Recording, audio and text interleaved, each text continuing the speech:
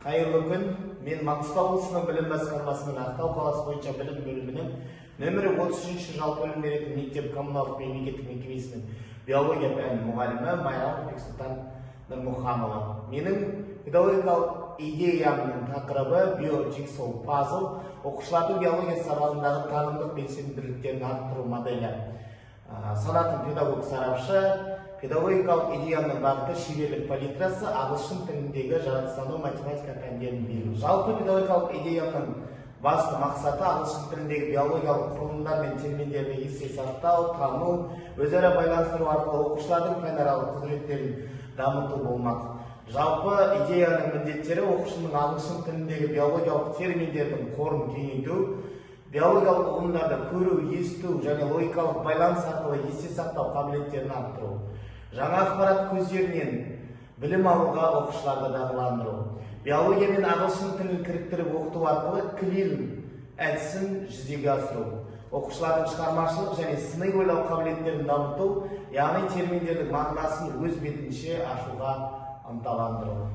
Жалпы педагогикалық идеяны алудағы басты өзектілікке тоқталайық. Бұл қазіргі таңдағы, оның ішіндегі жаратылыстану ғылымдары, биология және медицина саласының басым бөлігіндегі ақпараттардың көпшілігі ағылшын тілінде жазылатындығы анық. Оқушылардың әлемдік ғылыми ақпаратқа еркін қол жеткізуі үшін олардың ағылшын тіліндегі биологиялық терминдерді түсінуі мен қолдана білуі маңызды деп есептеймін.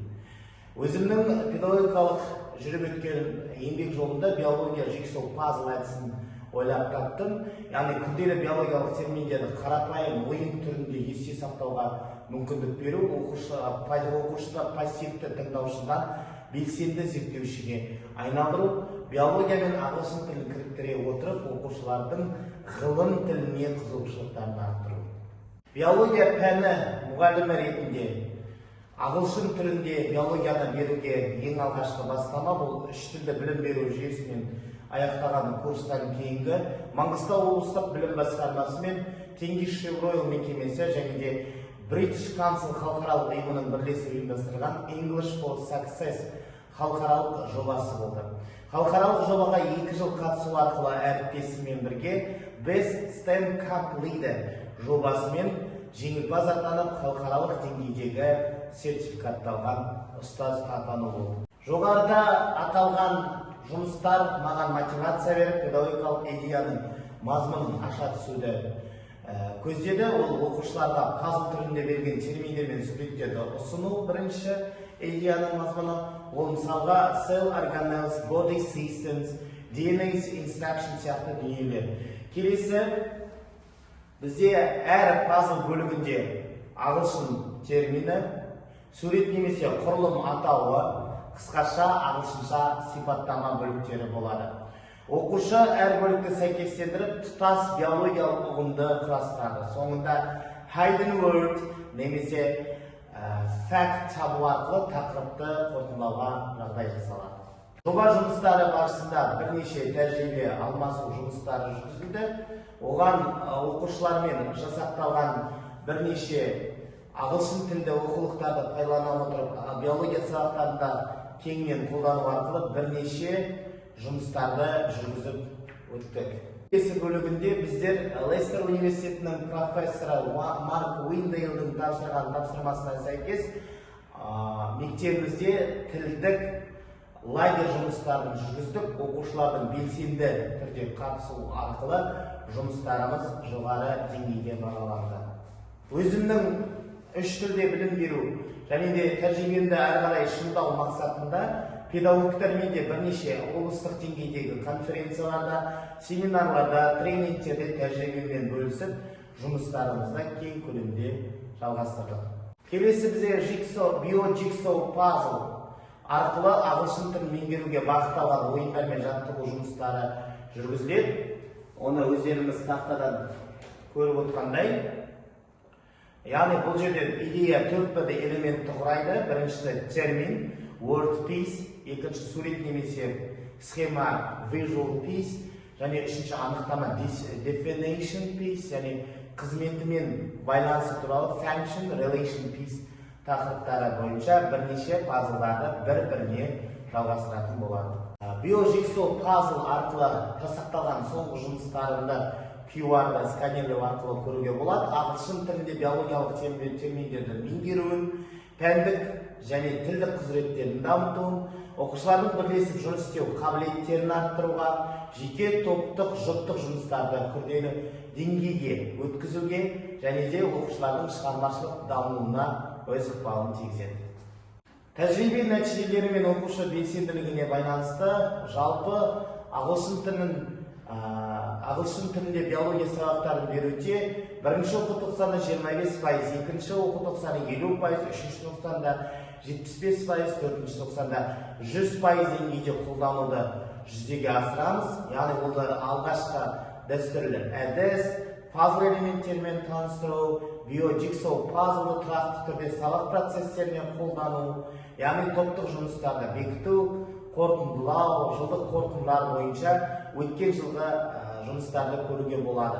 Терминдерді меңгеру деңгейі бойынша 48, 62, 73, 81, 88%-ға дейін өседі. Яғни бұл деген бастапқы білім деңгейінен плюс 40%-ға дейін өсім бар. Сынып белсенділігі 52%-дан 90%-ға дейін, 38%-ға дейінгі өсім көрсетеді. Және де оқушылардың терминдерді еркін түрде ағылшын тілінде ағылшын тілінде деңгейлерінің өсуіне ықпал етеді және де жаңа әдіс тәсілдердің тиімділігін көрсетеді. Биожиксоу пазл педагогикалық идеясын бірнеше жыл қатарынан талдау барысында өзім осы төмендегідей свод талдау жүргіздім. Біріншісі, бұның күшті жақтары танып оқушылардың танымдық белсенділіктері артады, күрделі ұғымдарды бөлшектеу, біріктіру арқылы меңгереді. Үшінші, цифрлық құзыреттері дамиды. Төртінші, клейл пәндік тілдік интеграциясы арқылы жүзеге асады. Ынтымақтастық, жауапкершілік оқушылар арасында күшейеді. Сабақты ойынландыру арқылы мотивацияны арттырады. Енді бұның әдісі жақтарына тоқталайық. Өзге де педагогтарға бұл әдістемелік дайындықты үлкен көлемде қажет етеді. Пазл дайындау, ұйымдастыру және мұғалімдерге көп уақыт алады. Оқушылардың цифрлық дағдылары, оларды пайдалану деңгейлері әртүрлі болады. Техникалық құралдардың жетіспеушілігі, сабақ қарқынының сақтау күрделілігі ол әсер етеді. Келесіде мүмкіндіктер цифрлық білім беру ортасының кеңеюіне әкеліп соқтырады. Крил және STEM жобаларының үйлесімді жұмыс жасауына әсер етеді. Оқушылардың зерттеушілік дағдыларын дамытады. Дарынды оқушылармен тиімді жұмыс жасауға ықпал етеді және қашықтықтан және аралас оқытуда қолдануға мүмкіндік береді. Келесі келтіретін қауіптері интернеттің немесе платформалардың істен шығуы, пазл назардың басқа қосымшаларға ауы, платформалардың ақылы болуы немесе олардың өзгеріп кетуі, топтық жұмыс жауапкершілігінің оқушылар арасында тең бөлінбеуі, АКТ-да шамадан тыс тәуелділікке әкеліп соқтыруы мүмкін деп есептейміз. Жалпы қорытындай келе мен ұсынған биожиксоу пазл атты педагогикалық идея оқушылардың биологиялық терминдерін ағылшын тілінде меңгеруін жеңілдетеді және оқушылардың қызығушылығын арттырады деп жасалды. Бұл әдіс арқылы оқушылар күрделі ұғымдарды ойын немесе визуалдық пазл элементтер арқылы есте сақтайды, салыстырмалы және өзара оларды бір-бірімен байланыстырады. Жыл бойы жүргізілген тәжірибе нәтижесінде биожиксоу пазл өзінің тиімділігін көрсетті. Сабақ барысында оқушылардың терминдерді меңгеруі шамадан 45-48% болса, оқу жылының соңында ол 88%-ға дейін жүргізді. Яғни бір оқу жылы ішінде 40%-ға дейін оқушылардың тілдік дағдыларын тек қана ағылшын тілі сабағында ғана емес, өзге де жаратылыстану сабақтарында кеңінен қолдануға мүмкін екендігін көрсетті. Бұл өсім тек оқушылардың терминдерді жаттап қана қоймай, олардың ағылшын тілінде еркін қолдана білуіне мағыналарын толық ашуын көрсетті. Бұл педагогикалық идеяны оқушылардың тілдік құзыреттіліктері мен ойлау дағдыларын арттыруға өз ықпалын тигізеді деп есептеймін. Назарларыңызға рахмет.